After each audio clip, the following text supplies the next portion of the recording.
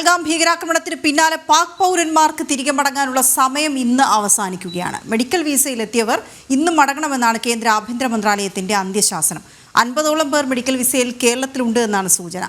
ഇവരെ സംസ്ഥാന പോലീസ് പ്രത്യേകം നിരീക്ഷിക്കുന്നുമുണ്ട്. ശാലിനി ചേരുന്നുണ്ട് വിവരങ്ങളുമായി. ശാലിനി, ഈ 50ഓളം പേരുണ്ട് എന്ന് പറയുമ്പോൾ അവരെ പ്രത്യേക നിരീക്ഷണത്തിലും അപ്പോൾ മടങ്ങി പോകാനുള്ള സാധ്യതകളെ കുറിച്ച് കൂടി, ഒപ്പം മെഡിക്കൽ വിസ ആയതുകൊണ്ട് തന്നെ അതിന്റെ മറ്റ് സാഹചര്യങ്ങൾ കൂടിയൊക്കെ പോലീസ് പരിശോധിക്കുന്നുണ്ടോ?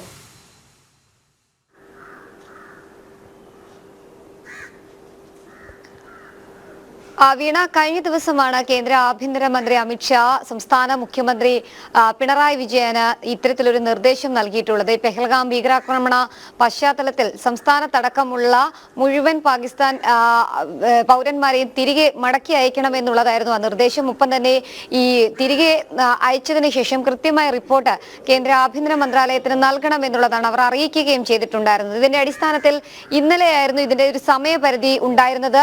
ആ സമയപരിധിക്കുള്ളിൽ താൽക്കാലിക വിസ എടുത്ത് വന്നവർ, ഒപ്പം തന്നെ മറ്റ് വിനോദസഞ്ചാരത്തിനടക്കമുള്ള വിസ എടുത്ത് എത്തിയവരെ ഇന്നലെ മടക്കി അയക്കണമെന്നുള്ള നിർദ്ദേശം സംസ്ഥാന സർക്കാരിന് നൽകുകയും ചെയ്തു. ഇതിന്റെ അടിസ്ഥാനത്തിലുള്ള നടപടികൾ സർക്കാർ സ്വീകരിച്ചതുമാണ്. പക്ഷേ പകുതിയിലധികം ആളുകളും ഇപ്പോഴും സംസ്ഥാനത്ത് തുടരുന്നുണ്ട് എന്നുള്ളതാണ് നമുക്ക് മനസ്സിലാക്കാൻ സാധിക്കുന്നത്. ഇതിൽ ഏറ്റവും കൂടുതൽ ഉള്ളത് കണ്ണൂർ, മലപ്പുറം ജില്ലകളാണ്. കണ്ണൂരിൽ 71 പേരാണ് സംസ്ഥാനത്ത് പാക് പൗരന്മാരുള്ളത്.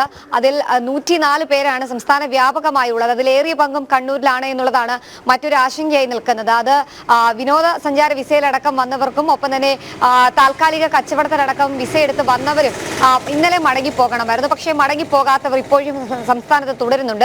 കൂടാതെ ഈ മെഡിക്കൽ വിസ എടുത്ത് വന്നവരുടെ കാര്യത്തിലാണ് വലിയ രീതിയിലുള്ളൊരു ആശങ്ക നിലനിൽക്കുന്നത്. കാരണം മെഡിക്കൽ ആവശ്യങ്ങൾക്ക് വിസ എടുത്ത് വന്നവർ ഇന്ന് വൈകുന്നേരത്തോടു കൂടി പൂർണ്ണമായും തിരികെ മടങ്ങണം എന്നുള്ളതാണ് സംസ്ഥാന സർക്കാർ ആശുപത്രികളിൽ താമസിക്കുന്നവർ, ഒപ്പം തന്നെ വീടുകൾ വാടകയ്ക്കെടുത്ത് താമസിക്കുന്നവർ അടക്കമുള്ള മെഡിക്കൽ വിസയിലുള്ളവരെ അറിയിച്ചിട്ടുള്ളത്. പക്ഷെ പലരും ഈ ചികിത്സയാർത്ഥം ഇവിടെ തുടരാനുള്ള നടപടികൾ സ്വീകരിക്കുന്നുണ്ട്. എന്തായാലും അവരെ പ്രത്യേകമായി നിരീക്ഷിക്കുന്നുണ്ട്. ദീർഘകാല വിസ എടുത്ത് വന്നവർക്ക് ഇവിടെ തുടരാമെന്നുള്ളതാണ് കേന്ദ്ര സർക്കാർ അറിയിച്ചിട്ടുള്ളത്. പക്ഷേ ഈ മെഡിക്കൽ വിസയിലുള്ളവർ പലരും ദീർഘകാല വിസയിലുണ്ട്. ഒപ്പം തന്നെ മെഡിക്കൽ വിസ എടുത്തവർ പലരും മടങ്ങിപ്പോകാതെ തുടരുന്ന ഒരു സാഹചര്യമുണ്ട്. ഇവരെ എങ്ങനെ മടക്കി അയക്കാമെന്നുള്ളൊരു നടപടികൾ സർക്കാർ ആലോചിക്കുകയാണ്. ഒപ്പം തന്നെ സംസ്ഥാന പോലീസും അവരെ പ്രത്യേകമായി നിരീക്ഷിക്കുന്നുണ്ട്. കാരണം ഈ മെഡിക്കൽ വിസ വ്യാജേന എടുത്തു വന്നതാണോ എന്നതടക്കമുള്ള കാര്യങ്ങൾ ഒരു വ്യക്തത വരുത്തുകയാണ് പോലീസ് ഈ കാര്യത്തിൽ ഇപ്പോൾ പരിശോധിക്കുന്നത്. എന്തായാലും 104 പൗരന്മാരിൽ ഏറിയ പങ്കും ആളുകളും ഇപ്പോഴും തലസ്ഥാനത്തടക്കം സംസ്ഥാനത്തിന്റെ വിവിധ ഭാഗങ്ങളിൽ തുടരുന്നുണ്ട് എന്നുള്ളതാണ് നമുക്കറിയാൻ സാധിക്കുന്നത്. എന്തായാലും ഇന്ന് സമയപരിധി അവസാനിക്കുന്നതോടുകൂടി കേന്ദ്ര ആഭ്യന്തര മന്ത്രാലയത്തിന്റെ ഭാഗത്തു നിന്നുള്ള നടപടികൾ, നിർദ്ദേശങ്ങളുടെ അടിസ്ഥാനത്തിലായിരിക്കും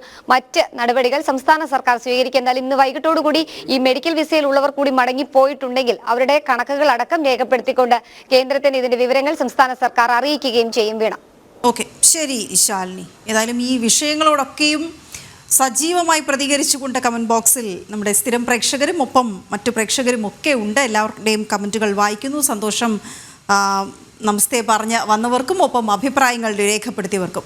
ഇതുമായി ബന്ധപ്പെട്ട വാർത്തകൾ അവസാനിക്കുന്നില്ല. പെഹൽഗാം ഭീകരാക്രമണവുമായി ബന്ധപ്പെട്ട് ചൈനയുടെ നിലപാടുകൾ, ഭാരതത്തിൻ്റെ മറുപടിയൊക്കെയും ഇനി നോക്കേണ്ടതുണ്ട് വിശദമായി.